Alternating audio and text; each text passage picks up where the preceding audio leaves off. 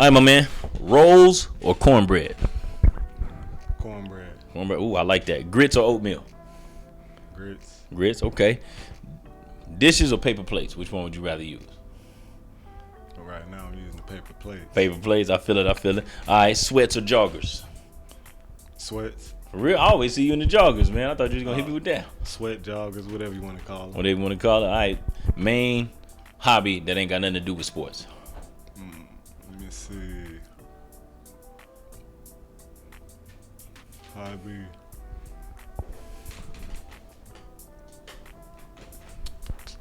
That's a good one. I know you all wrapped up in sports, bro. Right. Trying to see where I can go with this.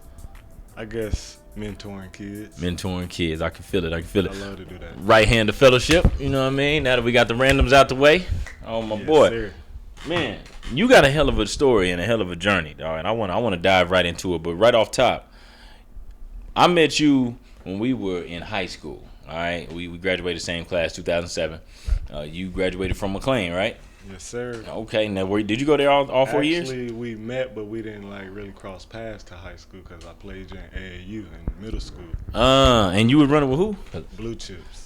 I remember the Blue Chips. I just let you know how small the city of Tulsa is. Right. For sure. All right, so how was it, man? How was your upbringing coming up, man? You got siblings? Were you only child? You got mom and pops, man? Tell me about how the upbringing was coming up in the city of Tulsa, where we both are from.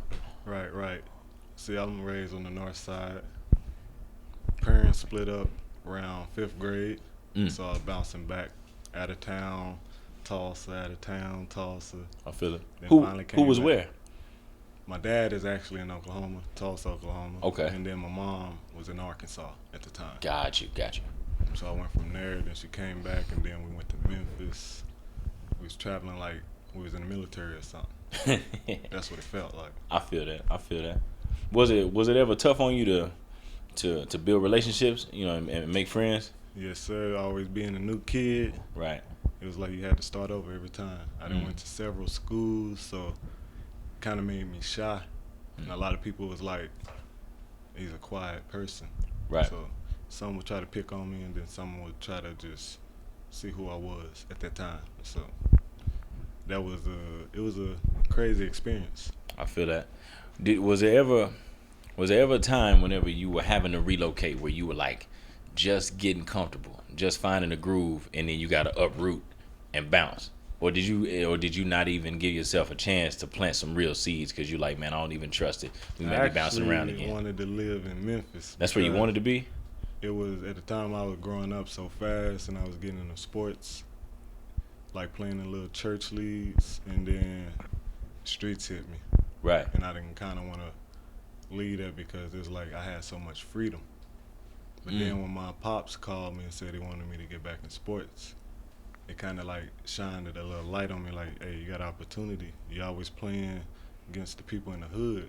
So my thing is, why not do it and try to go to college? Because I had set a list for myself like around 8th grade, and I accomplished all of them except for, partially one, which was the NFL. I got to practice, and that was a wild experience. Burning like DBs and working out with linemen, it gave me that edge on like, okay, you got something. So They let it be known that you was working with something. yeah. Man, dog, I'm tripping because you said in 8th grade, so that makes you 13 or 14 years old, right? 13 at the time. 13, you made this list of goals. Yes, sir. That's the kind of stuff I heard as a kid, but I always sort of thought it was corny. You know what I mean? But now, as an adult, I do those kind of things. You know what I mean? So, like, was that Very something? vital. Yeah, it is. Did somebody get to you to put that on your brain, or was that just something that came from you? Where it's like, yo, I got this list, I'm going to put it on paper. It actually came to me because at one moment I was at like my lowest, so I was just praying, trying to figure out, send me some type of sign or opportunity, and he like, you know what, just write it down and then go from there. And ever since, I was trying to like match everything. Right.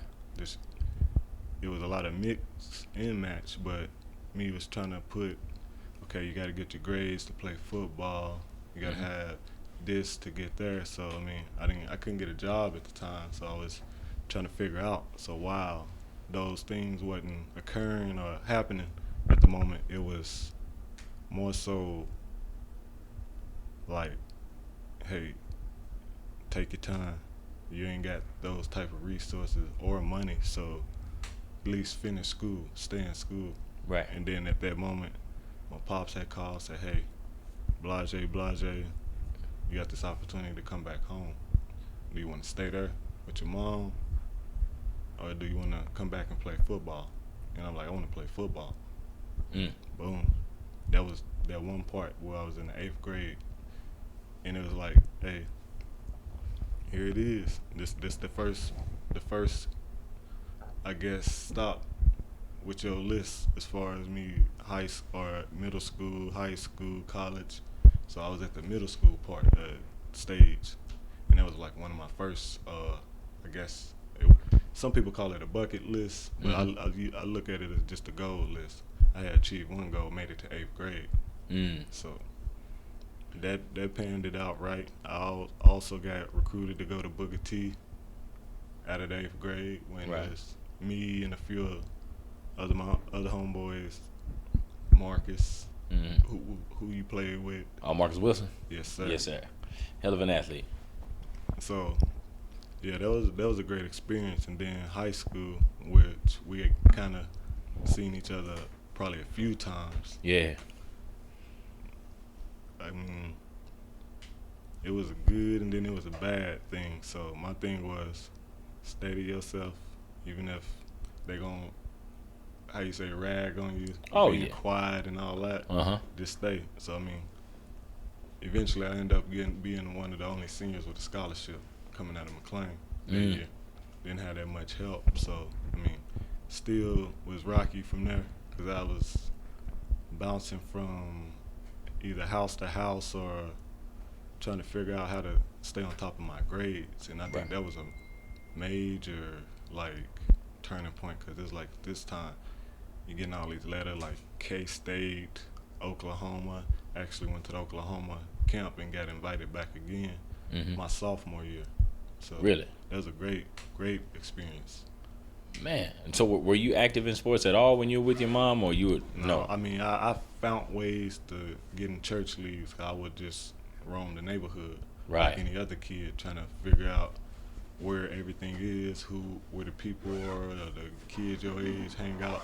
I mean, it was kids in my apartments, but I was one of those traveling kids. I couldn't stay in one spot because if you didn't do something I didn't like, then I was gonna move around, migrate somewhere else. Right. So it ended up being a church gym behind the apartments. And long story short, we ended up winning the 3-on-3. Oh, you hooping that at this point? Yeah. So I really was trying to get into football. Right. Then another thing that helped me, because I mean it humbled me, that same year, which was my 8th grade year, before I came back to Oklahoma, I tried out for the 8th grade basketball team. And because I was a new kid and they didn't know too much about me, I didn't make it. So went home and cried for real. Yeah. But then came back to Oklahoma, played football. We won the championship the 8th grade year. Tried out for the 8th grade basketball team. Didn't make it. Got cut.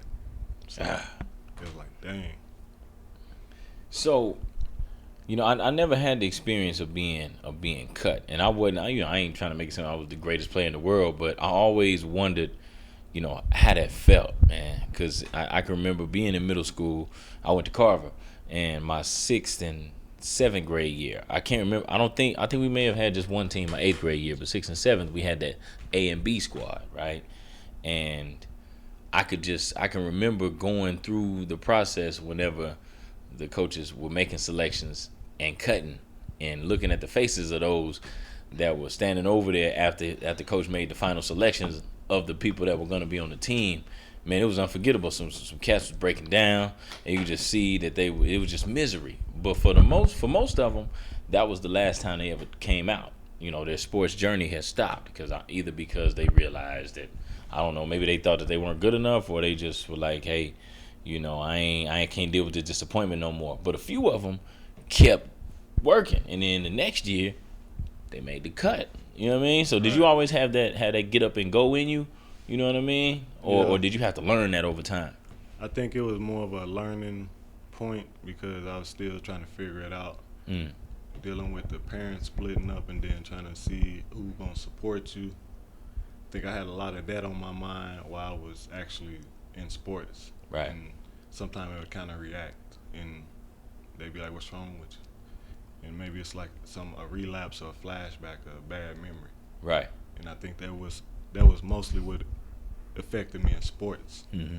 Because I mean, I always had the ability, was able to dunk in the 8th grade, just not windmilling, but just getting the ball in the rim. Mm-hmm. So that was a good experience, even though I didn't play to the 9th grade. Actually, I played 8th grade AAU, but didn't play school ball. And that So you was got to high like- school, huh? Yeah. So I mean, even from that point, I had Memphis was not Memphis, but we had a tournament out in Memphis, and it was actually some D1 schools interested in me. Mm-hmm. But again, I had this attitude, and the coach didn't want me to be like, yeah, he's good in school and all this. He got a good attitude. At that time, I think the coach was basically saying I wasn't ready to step up to that level because I mean, had the ability, but they say with character, that's a value. Absolutely. Well, do you agree with that now? Looking back, I Yeah. feel that. Man, I only know you to be one way. You know what I mean? I know we all are a mixture of things, but I always Right. see the cool, calm, mild mannered dude. Like whenever you say you had an attitude problem, was there some anger, or was that the attitude, or a It chip was on a your lot shoulder? of resentment against my parents because I didn't understand things, and I'm Mm. like, y'all more so into what y'all got going, but y'all didn't started me in the sports, and I love it. 'Cause I've Right. been playing since the 3rd grade. Wasn't Mm. able to play the 1st grade because I didn't have the grades. So I had got my things together. In 3rd grade, I was able to do that, but it was like rocky every semester or year. Like Mm. either this was going on and that was going on, and it was affecting me. And I was trying to protect my siblings because I always been like a family type of person. True that. So me doing sports, it was like you had to focus in. They always tell you like, don't worry about the people saying things in the bleachers and all that. And I was one to react to everything. Yeah, that's harder than what people think, man. Because Right, like we're right. humans, and when you hear it, it's a difference between hearing and listening. When you are able to receive that, it creeps in there, man. And it's like, man, those hostile environments can be real hostile, bruh. Let me ask you this: once you got started consistently competing, whether it was football or basketball or both, did you feel supported by your mom and pops? You know what I mean? Did you feel like they were in your corner at all? My pops, yeah, and then my mom from a distance, but she really wasn't there. I think she had her things going on and was still basically trying to live her life, which it took me years and years to understand. Like, you still got to move on regardless of what happened or the cards you dealt. Like, you still got to play them. So I mean, play them to the best of your ability, and I didn't know that at the time. Because it's like, as a kid, you go through your emotions. That's true. That's all that matters to you in the moment. Is how Right. you feel. Right. Feeling. Now you're in high school at this point, right? You at McLean High School, and anybody that that lives in Tulsa or grew up in Tulsa that's around our age, 30, 31 years old, that there was a stereotype and a stigma about kids that went to school there. Right. Some of it was accurate, most of it I would say wasn't. But one thing I do know for sure is that your personality type was way different from a lot of the cats that you were around every day. Right, You know what I'm right, saying? right. How were you able to keep you? I don't want to say stay grounded because you don't seem like a big head kind of Right, dude. right, But right. how were you able to keep your identity what it is, and not turn it into somebody to sort of protect yourself? Did they let you live, or did they come at you because you mean, this nice guy, so to Yeah, speak? everybody always say the nice guy finishing last, which Right. I never cared about the rates or the status or anything. My thing is, I already experienced what they were doing, Mm-hmm. whether it was with females or just being in the streets and seeing like a lot of OGs from like Memphis and other places. Mm-hmm. And they kind of taught me something.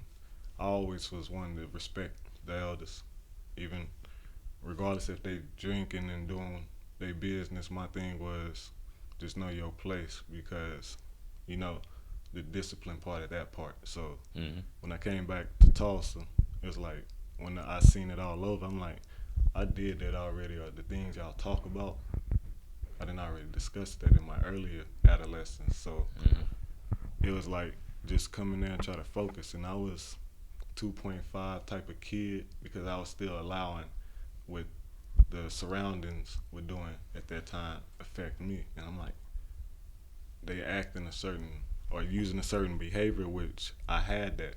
Mm-hmm. And I used, even being that new kid, the teachers would already label me as a bad student or a bad kid because how people would just approach me, and then I made fun of people, which it wasn't my character, but at the same time it was like, That's what was going on around you. right. So I had to stand my grounds. I feel that.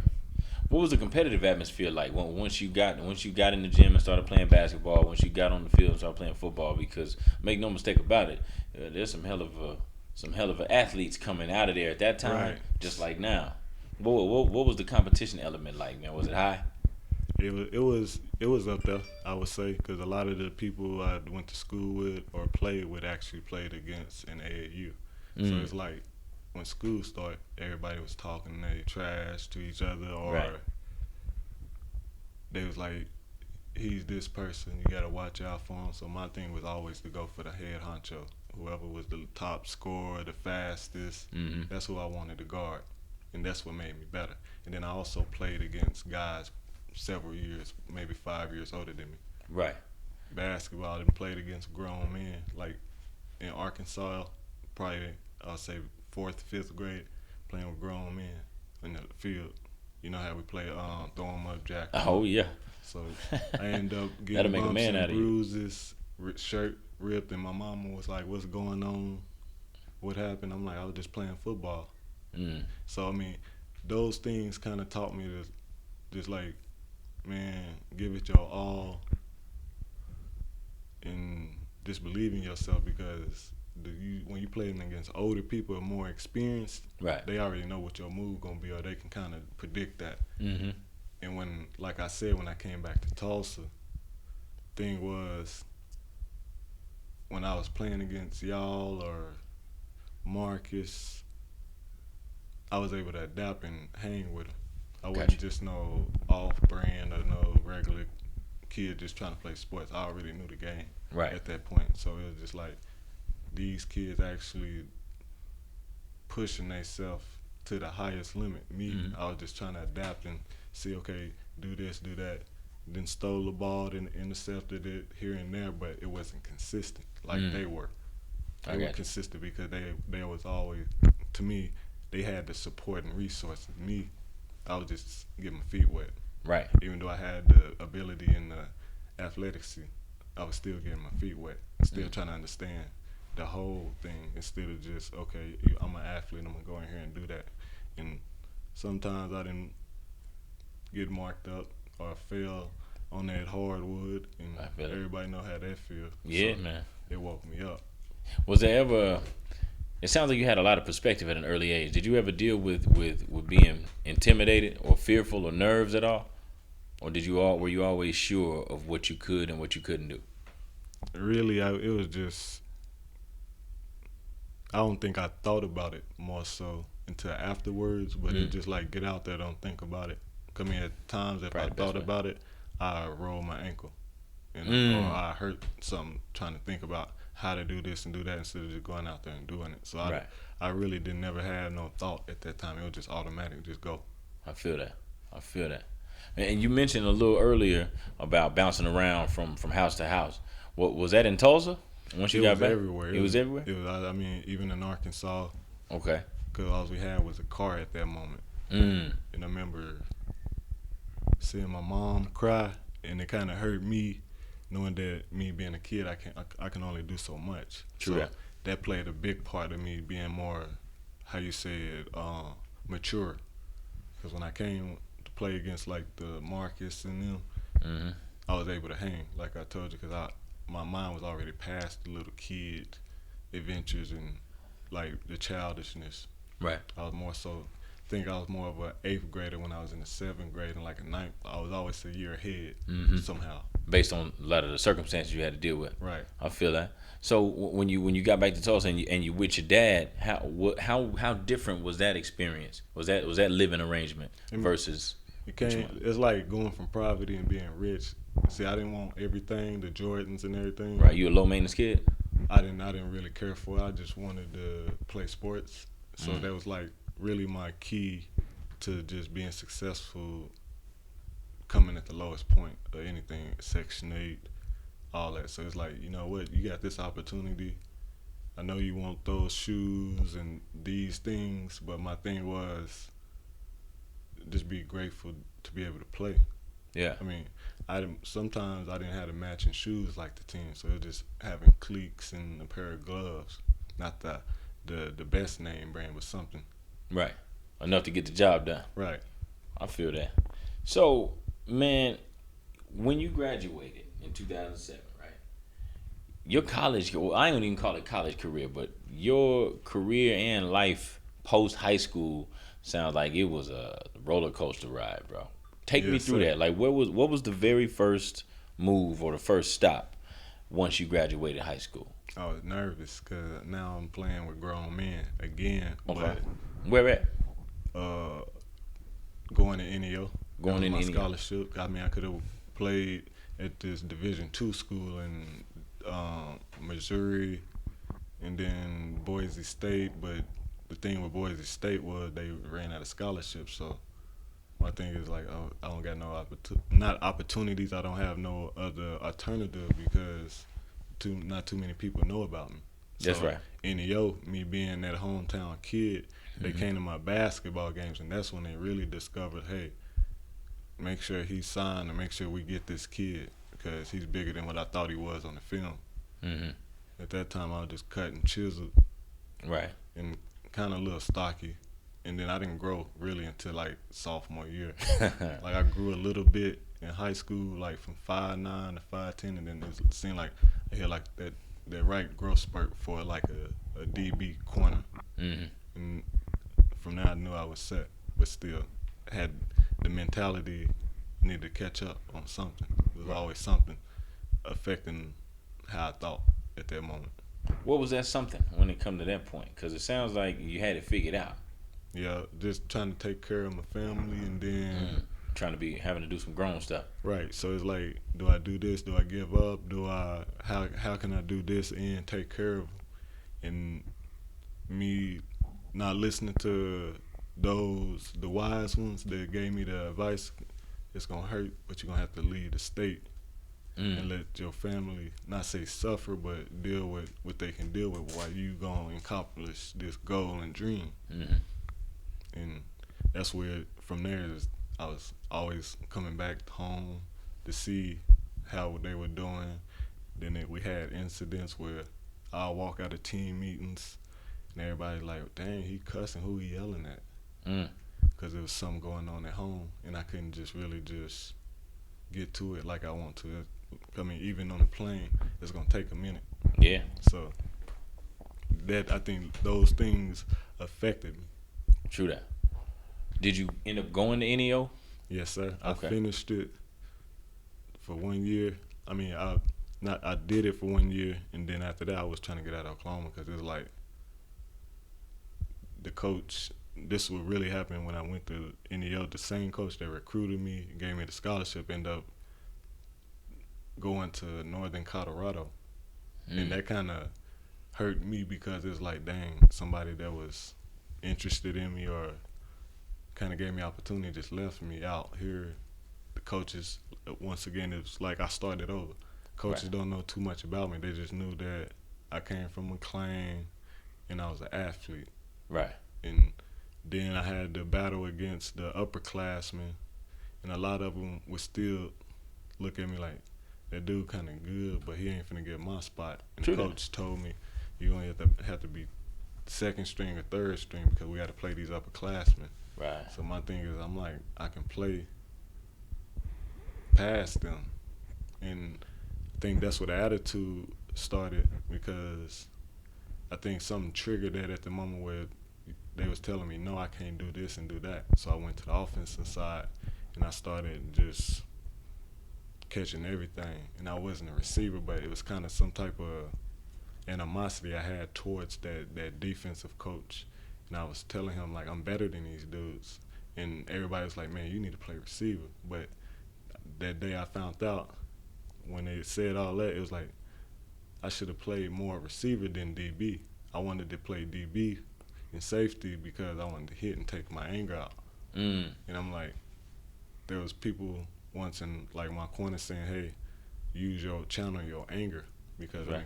that can kind of, how you said, hinder you. Yep. And at the time, when you said something about grounding, that's why I needed to ground it, because now I wasn't listening to the coaches. It was like pickup to me. I would go out there and mess over the defense, and they was like, he's good, but his attitude. So you were a rebel a little bit, but with a cause though. Right. And I don't think too many people understood that, because they were like, he's quiet, he's not no disrespectful, he's never in trouble. Right. But then when something don't go his way, we see his true colors.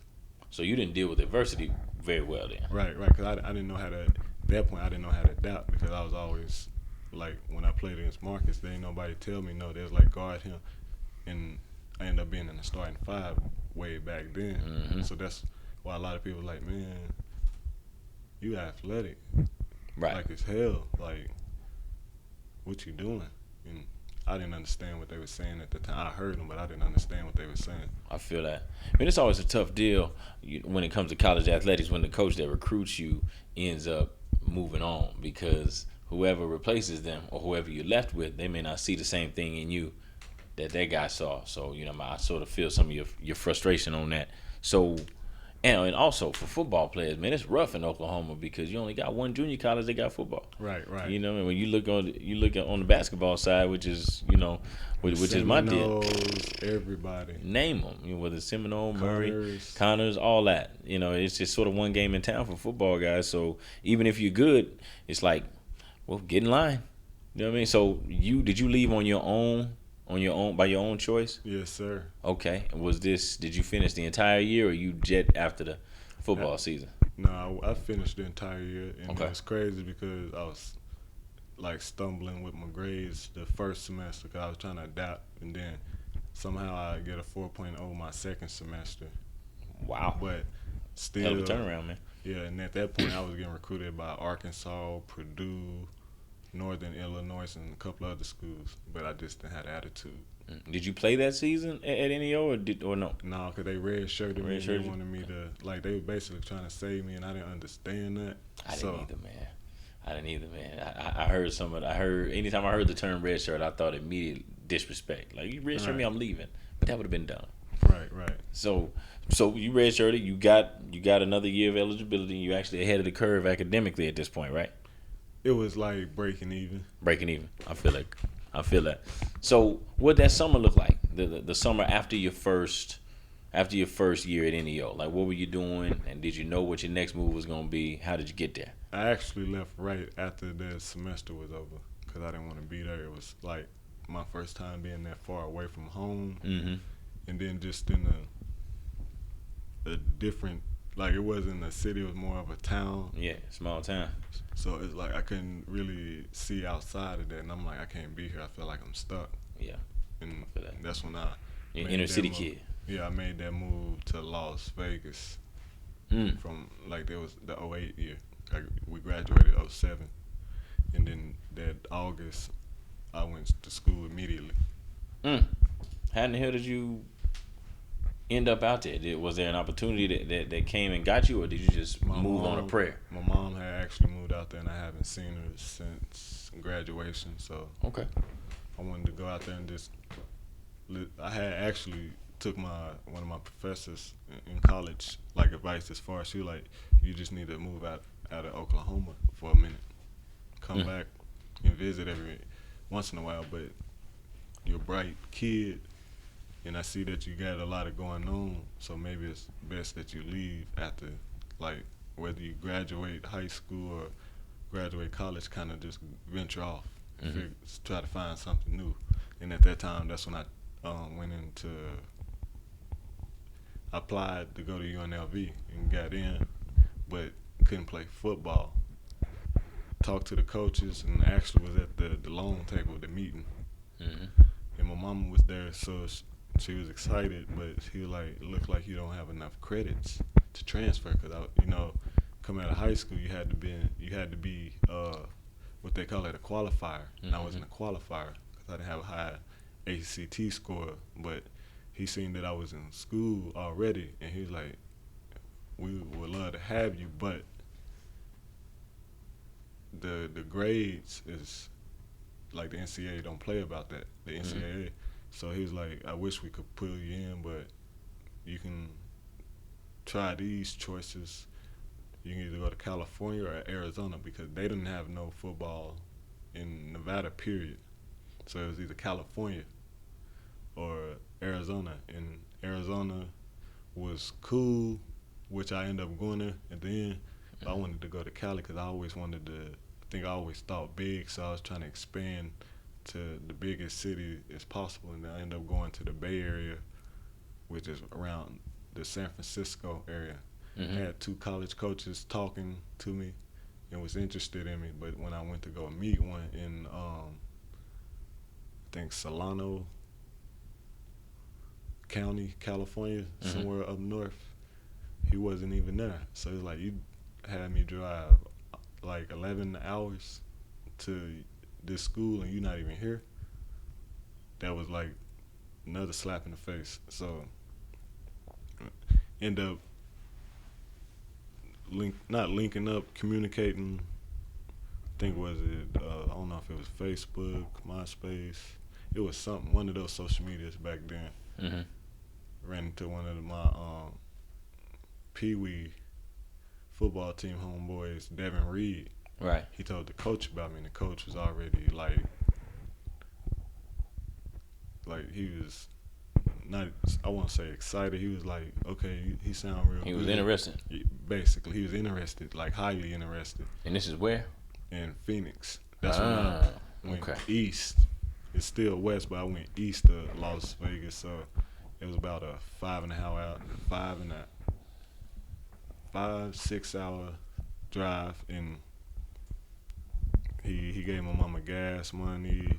They didn't have no dorms, but he welcomed me to the team with some people that mind me staying with him. That's why I really figured it out. And I think I was about 20 at that time, maybe 19, 20.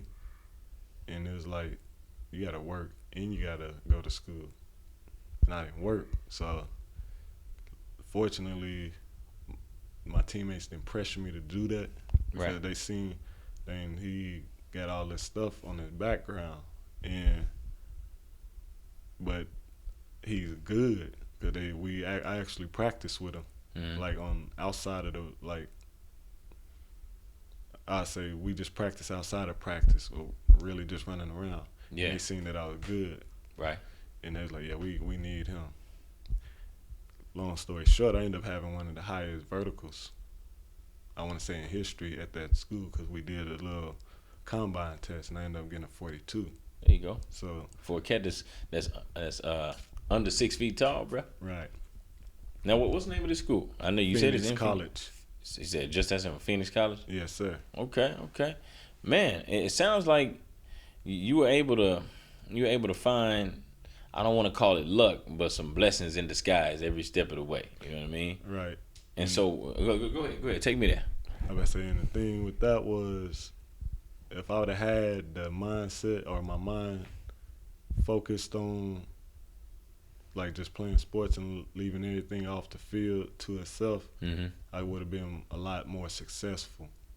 But it was still, I was always worried about what was going on at home because I get these phone calls. Yeah. Just out the blue. It's like, dang, now what's going on? Right. I got to stop school.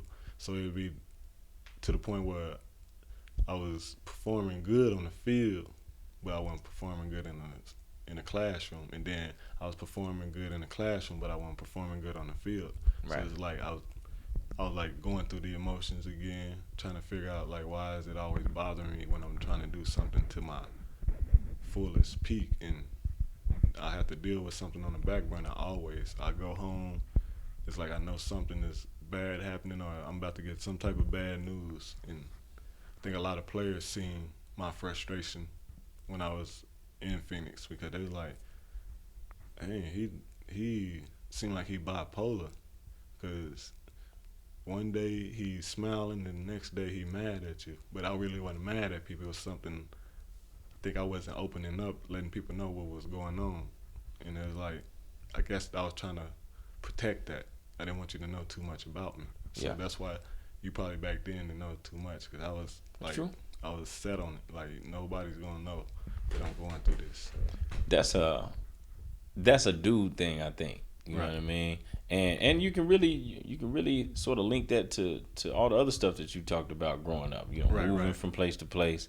You know, to me, I'm no expert, but from the outside looking in, it sounds like that was naturally your defense mechanism. I'm gonna stay to myself. I ain't gonna let myself get too attached because I ain't no telling how long I'm gonna be here. Right. And then, you know, like fellas, we got the pride. We don't really want sympathy like that. Right. You know what I mean? Never wanted nobody to do nothing for me. Feel sorry. None True of that. You don't need it. So you were still dealing with some of those effects even when you got to Phoenix. Right. But you said Phoenix is when you started to turn a corner a little bit and start to figure some things out. Yeah, because at that point I was running into like Arizona Cardinal players. I got one. He ain't my best friend, but he one of my good friends. Right. Greg Toller. I met him. We had went to the. That's when I was going to the club VIP, and it was like, to me, at that point, God showing me like, dude, you got it, because the groupies and you know even in college, you got the girls that have interest in you. True that. And that kind of, I think that's for whatever reason, right? Right. Just because you're an athlete or you from out of state or you just somebody new. And my thing is, I think I let that get to me because at that point, that's where the era of no shirt Cleo started. Yeah. I didn't wear no shirt out there. It was so hot. It was like 122 some days. So. Now that's a fact. Been out to Phoenix one time. It was that hot, even when it was 10 p.m. No sun out, nowhere. Right. So you chest naked out there running around, right? So feeling good. I think my ego kind of struck me a little bit. I feel that, but at the same time, I didn't get no trouble. I didn't have no rundowns with the police at that moment. I feel it. All right. So when you got on, you played that season then, the following season. Some of it. It was just. Well, before you go into it, like, technically, what are you, as far as your classification? Since you've been doing all this moving around, are you a freshman technically? In as far as your eligibility, I was still a redshirt freshman. You're a redshirt freshman. Yeah. Okay. Wow. I never played a down at NEO. It was more so they was trying to save me for the next season, and if I would have stayed, I would have played. But I think my pride got in the way. Yeah. I thought I was too good to wait. Yeah. So I was just trying to find what school would take me and play me right away, and every school would. But then they also found out the other side because you know coaches pay close attention to their athletes. Yeah. And see like, okay, I'm gonna follow him around the school, or I'm gonna see how he is around such and such. And I think they seen me get mad one time, and they was like, you had a lot of baggage. That NF crazy. Yeah. So at the same time, they like, he not bad, because even though they brought me into the little office, I had a meeting when they was like, man, coach wants you to focus on one thing.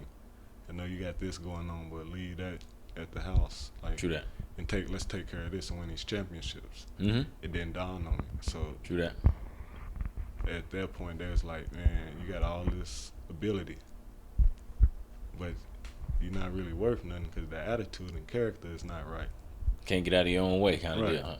Now you say you played some of that season, the following season at Phoenix College. Why some instead of all? Break it down to me. Because they felt like mentally I wasn't ready. I was dealing with something else and I couldn't stay focused because I had practice where I got 9 picks. True. But then towards that game, they was like, now I'm going through something. And I'm like, what is this bothering me? It's always something, huh? Right. So what, were you dressing though? Yeah, I was dressed up. Okay, cool. All right. Well, what would you say by week what? By about that 4th week you started playing? Or was it topsy-turvy the whole way? Really, I actually was playing from the beginning of the season, but they wanted me more on special teams. Okay. When I was out there on the field, it was more so the plays. I wasn't going to the plays, or I was trying to, like, cheat myself and try to get the interception, and they was like, man, you need to hit somebody. But Mm-hmm. I'm like, the player's going away from me. I'm so used to being so far back playing safety that I'm like, all right, I'm going to just wait till it come to me. But that's not what they wanted. They wanted playmakers, and they wanted people out there like bumping heads. Me, I was just cool, thinking about other stuff, not focus on that.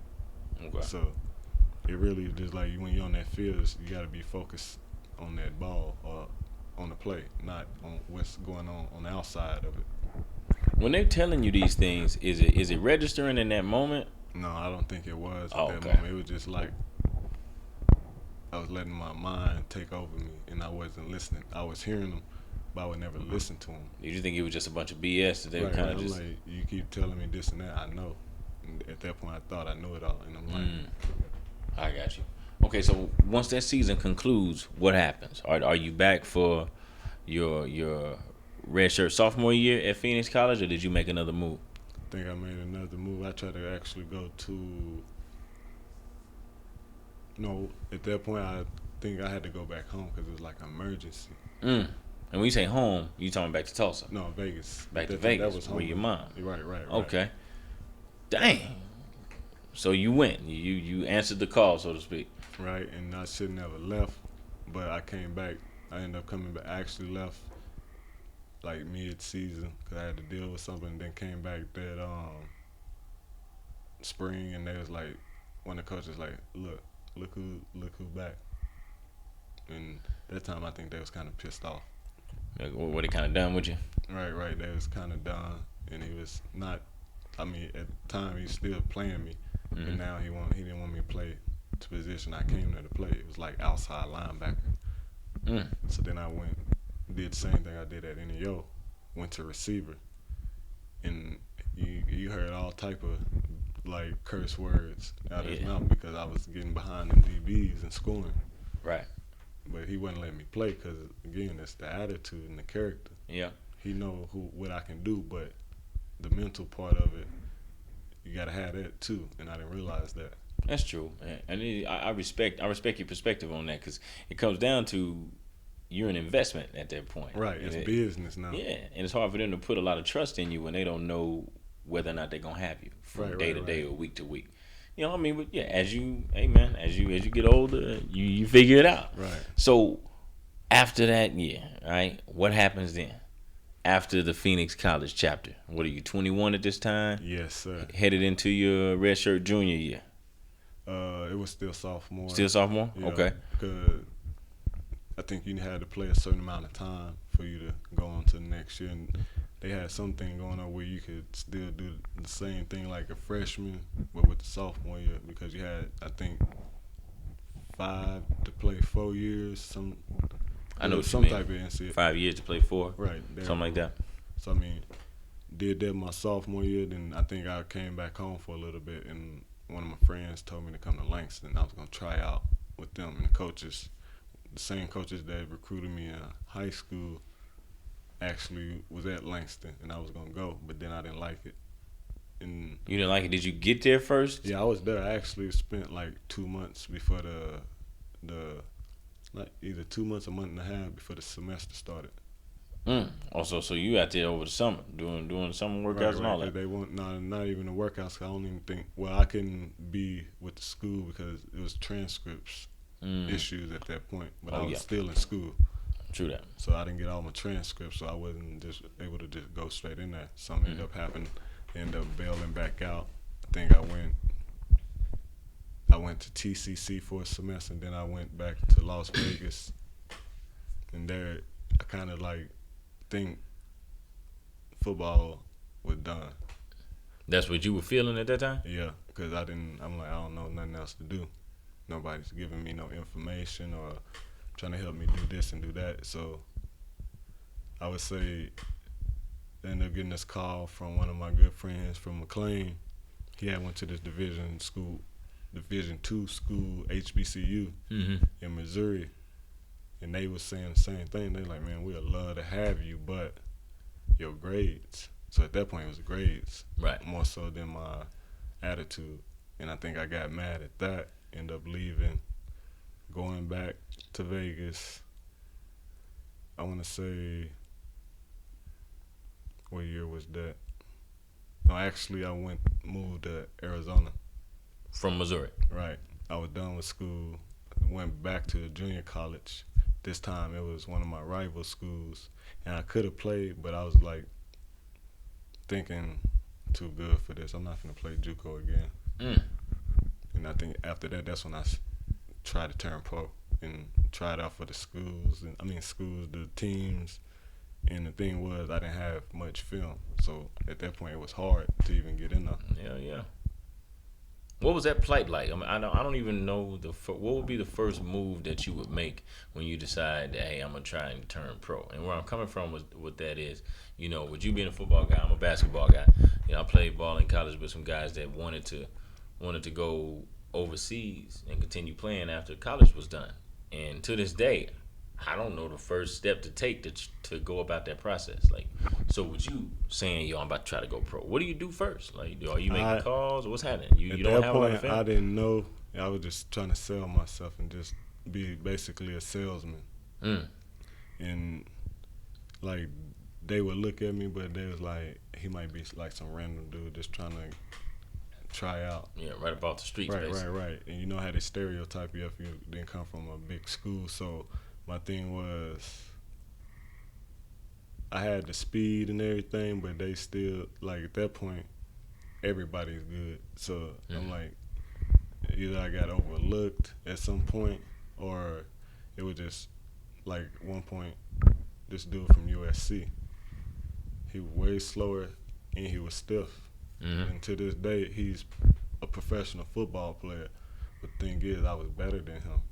Right. And I was trying to figure out, how is it that they not talking to me, but they talking to him?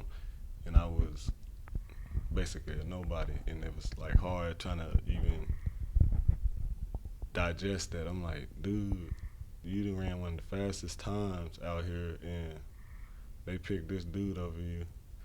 And it was other people out there competing, but I had the height and I had the ability. And for them to pick that dude, it was like, dang, they just stabbed me in the back with that one. They invite you to these camps. Some of them make you pay. Some of them they offer your ability. But it was like, dang, I still ain't got it figured out. So I kept going. I want to say the breaking point to that was 2015, 2017. I found out this opportunity out there in Miami, and they had an actual professional development team, and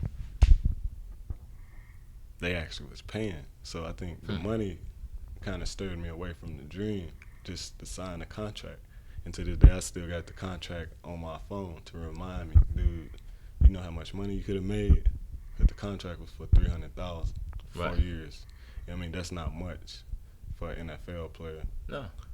But thing is, to make that much, just not having that type of resource or those type of resources, it's like, hey, I can go buy me a Ferrari or something. And I remember my pop saying, when you get that money, don't do that. But when I was in Miami, it was like, you got the girls, you got the beach, bro.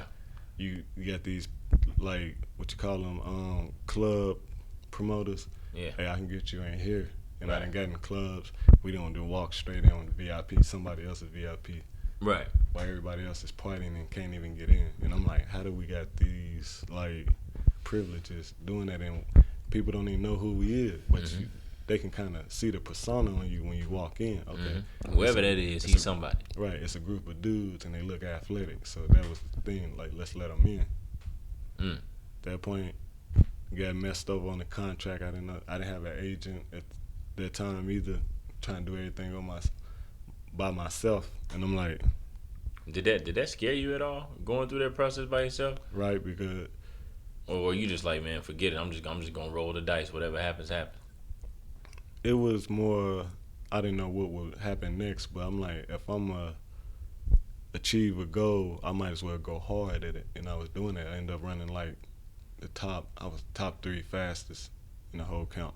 And this is in Miami at this point? Yeah, and that's like the before they picked me up, because they do their little draft too, like the supplement draft. They had something like that, and I didn't know which round I was gonna go in. Then when the dude told me, he was like, he's like, if we don't get you, somebody else will get you. But he like, if nothing happened, man, I appreciate you. And I'm like, man, praying. Right. I think I done cried that night too. I'm like, dang, I didn't hear my name. But then come to find out that morning, I was picked up. I just didn't, I think I went to sleep. And I was really waiting on that phone call. So I looked at the list. I'm like, dang, this thing over. I don't see my name. And I see my name in the school I come from. And I think that's when I met him. Smooth and all of them. Oh, yeah. 'Cause I came to Bacone the year before that. And I think right after I left, I don't know if I left that spring or that fall, because things didn't go right there. But it was like, it's all or nothing. And True. it was like, just coast with it. And I was just taking it by the wind. Yeah. So I would just follow it that way. And how old were you at this point with the Miami thing? 25. 25. Right. Well, yeah, you was hanging in there, man. Right. Trying to make the dream come true. So what was hold on, was Bacone before or after Miami? Let me make Before. sure. It was before. Yeah, Okay, so you stopped I think I through went there 2013. All right. And then I don't know what happened after that, but I know it's like I was like done with school because the things didn't go right there. I was told all the wrong information and had to go here and go there to get a transcript just to find out that they couldn't use it. So I worked out for 3 years straight for that point, that breaking point came. Yeah. When I received that, I was like, saved up enough money to take that trip, and I'm like, this is it. Because you didn't quit your job at that point. I was working at Target, I think. I'm like, man, I'm finna go out. I'm telling everybody at work that I'm going to play professional ball. Right. When I should have just kept it to myself. Yeah. Because it's like, just be humble, stay humble. That's right. And Like, plus, you don't want to speak. See, you want to speak into. It's a fine line between speaking something into existence, but then putting the cart out in front of the horse, man. Right. And so you told him that you quit, and then you went to Miami, right? Right. And it worked out. All right. For Right. how long? How long you rocking steady down there? At that point, on the field, putting in work. About a month. About a month. Yeah, and then I was trying to it was a dispute between paychecks, and the money was running low. So I was down to my last $200. I'm like, this dude talking about this and that. And then we had to pay we basically had to pay our rent. But I'm like, yeah, people doing this and doing that. Y'all ain't tell us all of this. Y'all just had to sign this contract. And it's like, dang, it's always something. Always something. Yeah, and I didn't think I had too much pride. My thing was, I couldn't ask my folks, can y'all spot me on this? Because they didn't have it. They were still taking care of my siblings and their family at that time. And I owned up as a man. I was like, man, I got to make a business move because I'm not going to be out here homeless. No. So my thing is, I left that. And then at that point, I think I was not done with football, just like trying to figure out if I still wanted to play. Because after going through so much, it's like, dang, it ain't that it's impossible to make. It's like, do you got the currency to back you in case something happened? Right. Luckily, I had enough to buy a plane ticket. And that's when I came. I think I came back to Oklahoma for about a couple of months and ended up going back to Vegas. And I didn't come back until let's say 2018. I was in Tulsa at the time, and I didn't like that. So last year around this time, that's when I came back. Not saying came back. I moved to Oklahoma City because I needed something new. I feel that. Man, that's quite the journey, dog. I mean, well, first of all, it sounds lonely as hell, man. It seems like you spent a lot of time just one deep. Like, is that true? No. No? My thing was, when I came back to Oklahoma, it was like, you need to start your family. So that was my thing. This is you. Right. So I'm like, it's like you're going to be 40 before you know it. And I think I was about 29, 30. All right. Okay. So where you about? Were you 32 now? I'm 32. Okay. So you come back to Oklahoma, to Tulsa, right? Right. Were you successful when you said, I'm about to make me a family? Not much. Okay. Because you a parent, aren't you? Yes, sir. Step. Okay. I got you. I feel that. End up dating my with my girlfriend now, which I didn't know her. I knew of her at school, but we never like talked. I feel that. I seen her, but I was like, dang. Mm-hmm. But it just something I think transpired where it was like these boys need you because they look up to you, even though they never seen you on Madden or the football game. They still look at you as an NFL player because thing is when people know me, they can tell I played some type of sport. True that. So when I started running with them, they like, you played football before? And you get to run down. So then I basically told him, yeah, I did this and did that. And I'm just coming back from Miami. And he, at the time, was 5, so he didn't understand what Miami was. Yeah. He just knew about the professional teams. And he like, dang, I want to work out with you. Yeah. And we just had that bond. At that moment, it was like, God was like, man, you need to be in this child's life. True that. So everything's been good, and now and then he scores like 6 touchdowns in one game. Right, out there cooking. Right, and it's all because I gave him everything I know and just instilled it into him when we worked out. True that. And it was like, dang, that's crazy when you go through experience and then you start, not saying coaching, you pass it to somebody else, and you see the information that they receive, they pick it up fast because they trying to, how you say it, like make you happy or something. Make you proud. Right. So to speak. And I was, because I'm like, dang, this dude run like me. He's starting to play like me. And I'm like, dang, it's like, that's a surreal thing to me, because it's like, dang, all you did was told him one thing, and at his age, he's doing more than what the average kid do. And I'm like, I got to stay on this kid. Got to. Paying it forward, man. That's the key, because I think we all get a lot of help along the way, even if we're not able to realize that a lot of people did some stuff for us, even if it's something as small as writing a letter on our behalf or speaking to somebody and our name comes up and then they say some good stuff about it, and we probably will never be able to pay them back, so we got to pay it forward. We got to do it for somebody else, because it was done for us. So the C3 Academy.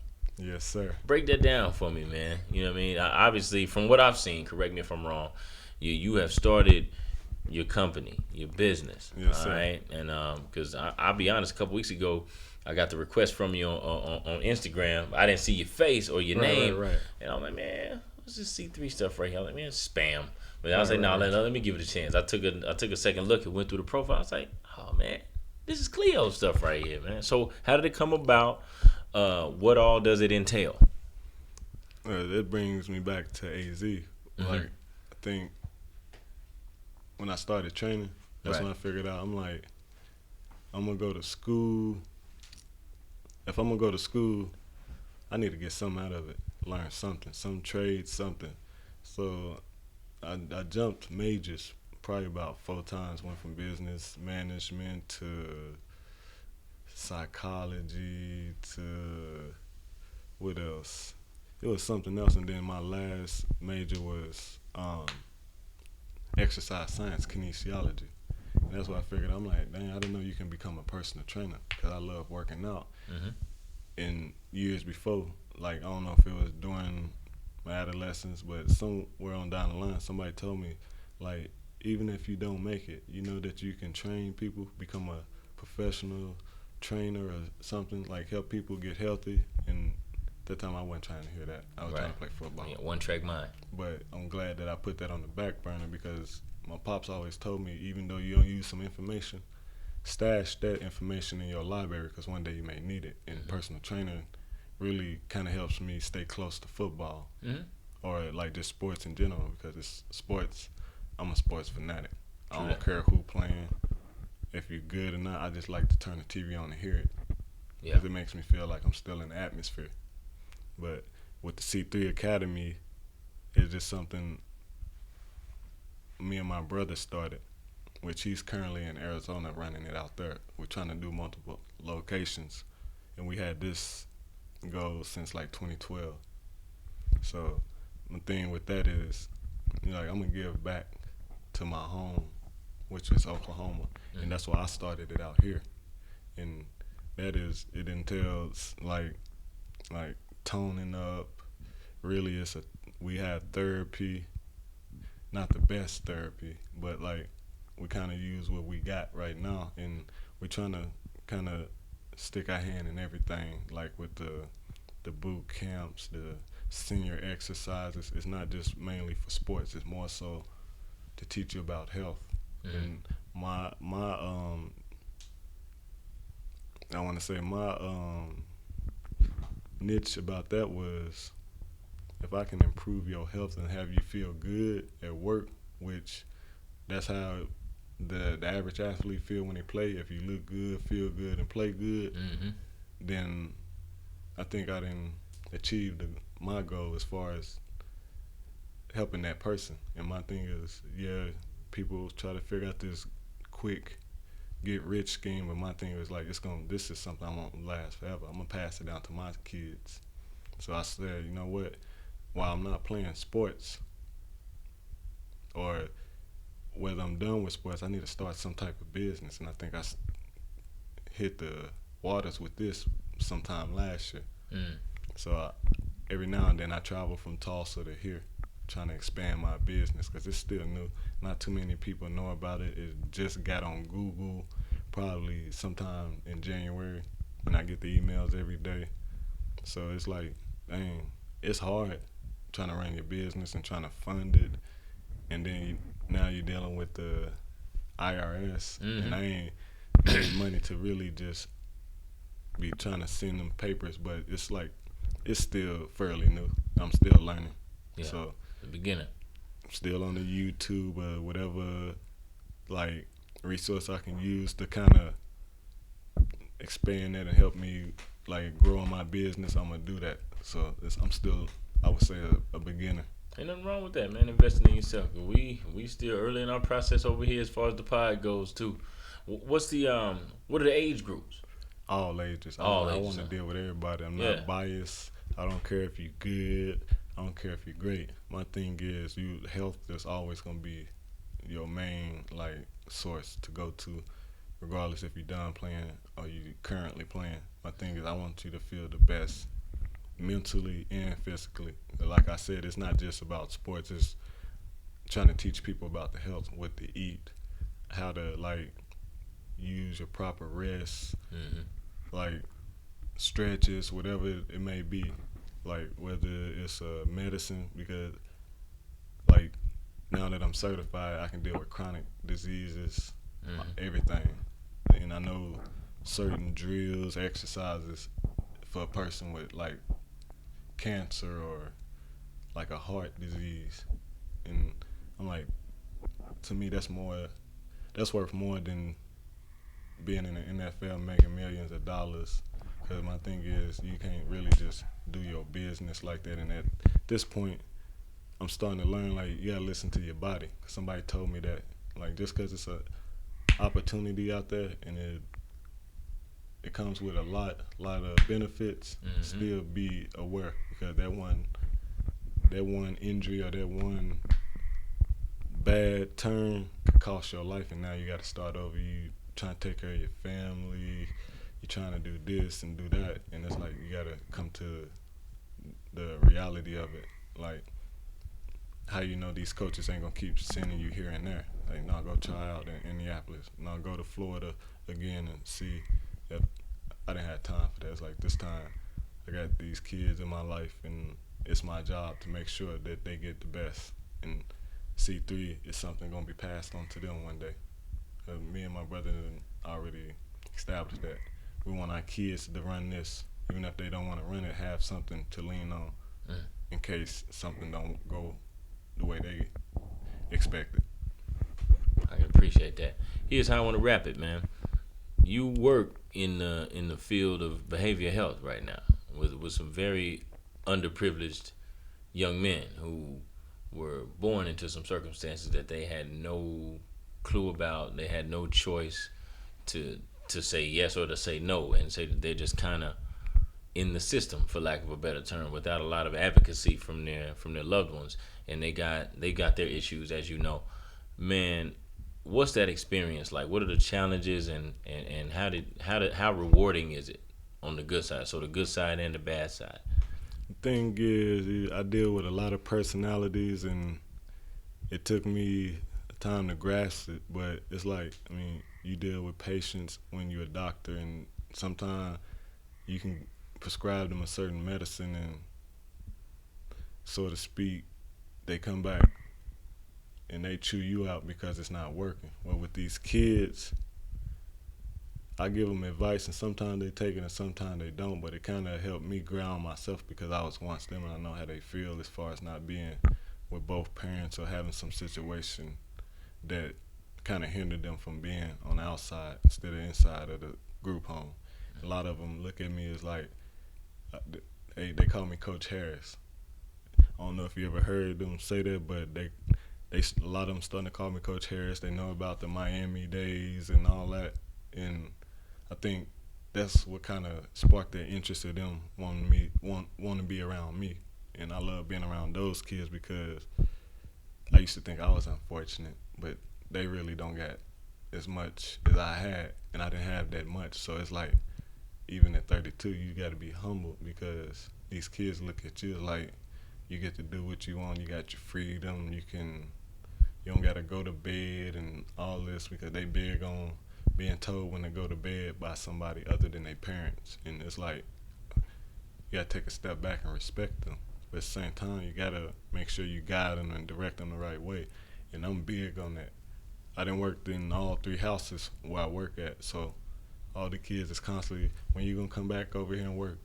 When you gonna come back over here gonna work? We miss you being over here. We thought you quit. And it kind of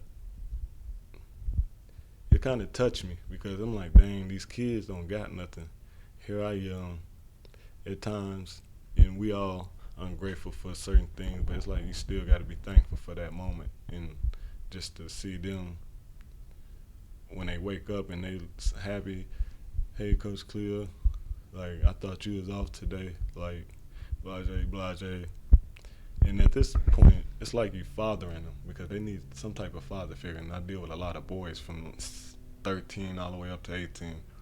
And I look at it like, man, regardless of what you go through, you got to believe in something, whether it's God or yourself. Not to be religious, but some of them go to church because they're trying to figure it out. And I love that they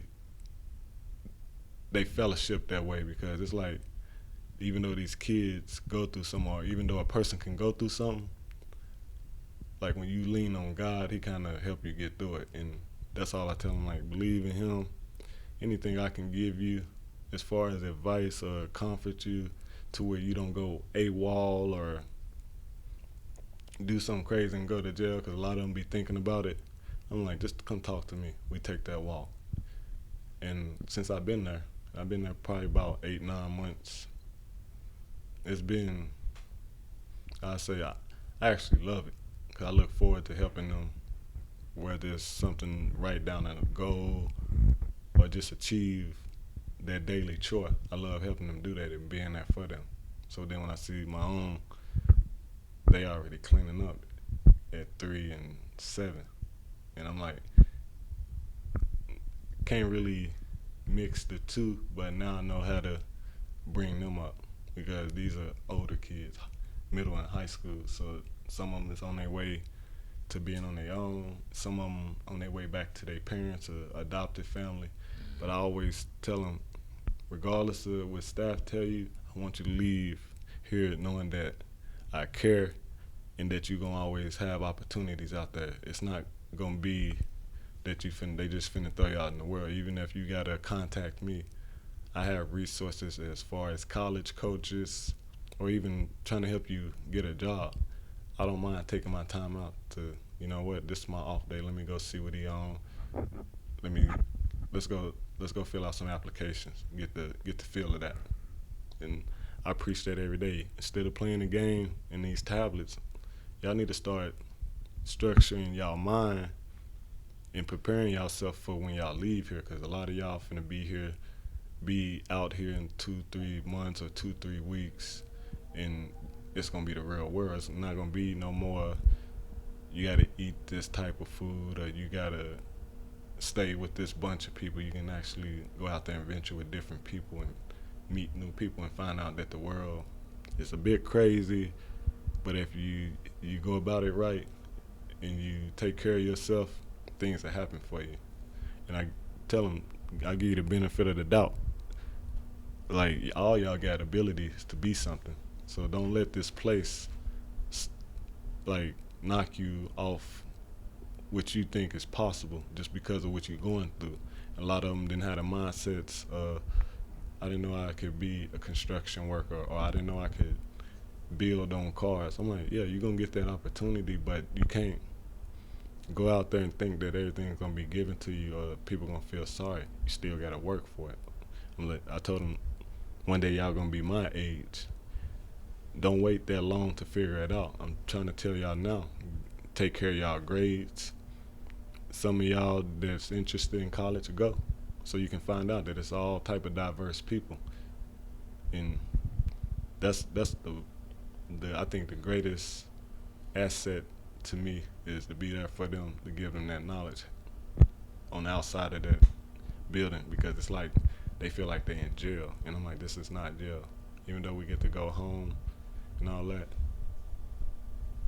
this don't look at it like that. So I mean, I even expanded out to where now I just take them out, just even around the city, just to travel, because I want them to see, hey, y'all got the opportunities. Now, if I let you outside of this van or this bus and you go out there and mess up, yeah, I might have to take the count, but that's gonna be on your record and it's gonna follow you. So if that's what type of like profile you want to build, just know what you do now is gonna echo in eternity. And I think a lot of them understood that. Like, I gotta respect Mr. Harris or Coach Harris and try my best. And I could say I helped change some part of that program, because a lot of them was just negative. And then when I started like playing basketball with them or doing arts and craft, I found out, hey, these dudes is actually some geniuses, but they need the right people in they corner to kind of give them that boost of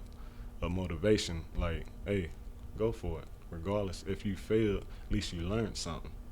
If you don't learn nothing, you'll never grow. And it sticks with them. That'd be one of the biggest tragedies, to keep making the same mistake over and over again without Right. learning nothing. Well, brother, I appreciate you sharing all that info with me, letting me know some of your story. Appreciate A whole lot that y'all, I man. didn't know, even though I've known you for quite some time. Right. Shout out to you and the C3 Academy. Definitely hit me up and let me know how I can support you any way I can. I'm definitely gonna be liking and sharing, and whenever you get the paraphernalia out there, I'm a gear guy, so I'm gonna spend some money with you.